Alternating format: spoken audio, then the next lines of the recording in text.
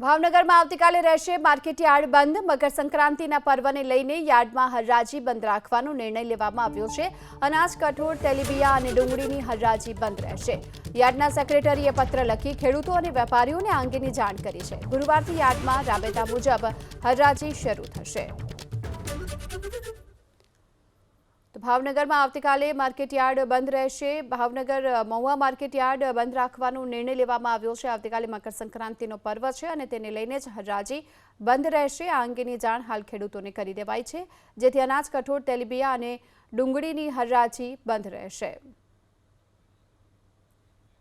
ભાવનગરમાં આવતીકાલે રહેશે માર્કેટયાર્ડ બંધ। મકર સંક્રાંતિના પર્વને લઈને યાર્ડમાં હરાજી બંધ રાખવાનો નિર્ણય લેવામાં આવ્યો છે। અનાજ, કઠોળ, તેલીબિયાં અને ડુંગળીની હરાજી બંધ રહેશે। યાર્ડના સેક્રેટરીએ પત્ર લખી ખેડૂતો અને વેપારીઓને આ અંગેની જાણ કરી છે। ગુરુવારથી યાર્ડમાં રાબેતા મુજબ હરાજી શરૂ થશે।